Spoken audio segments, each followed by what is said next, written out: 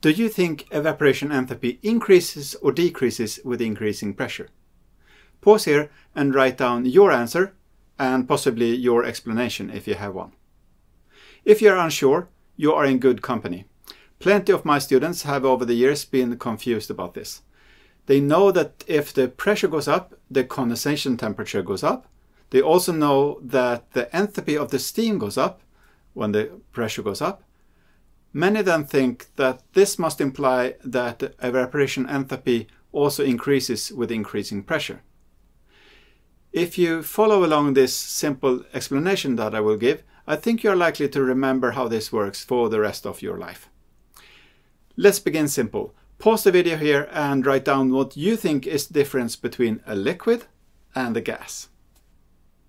What did you write down? Perhaps that the molecules in a gas do not influence each other except during collisions, while molecules in a liquid do influence their neighbors all the time.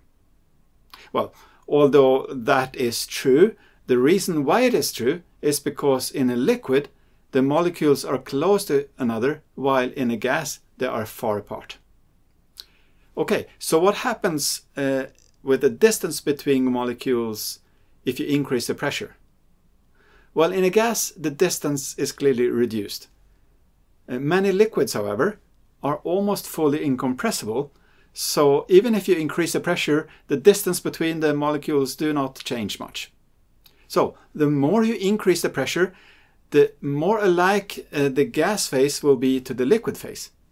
For water, you reach a critical point slightly above 22 megapascal and 647 Kelvin, where there is no difference between gas and liquid anymore. On Wikipedia, I found this a simplified phase diagram for water. You see the triple point here. At pressures below the triple point, liquid can't exist. So if you have a gas, you can go from gas to solid. And if you have a solid, you can go from solid to gas without ever passing through a liquid phase. Over here, you have the critical point. So that's 647 Kelvin and 22 megapascal.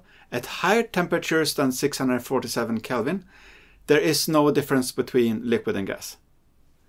If there is no difference between liquid and gas, the evaporation enthalpy must be zero. Thus, if you plot the evaporation enthalpy as a function of condensation temperature, you get a decrease in evaporation enthalpy with increasing temperature. And if you plot the evaporation enthalpy as a function of pressure, you also get a decrease with increasing pressure.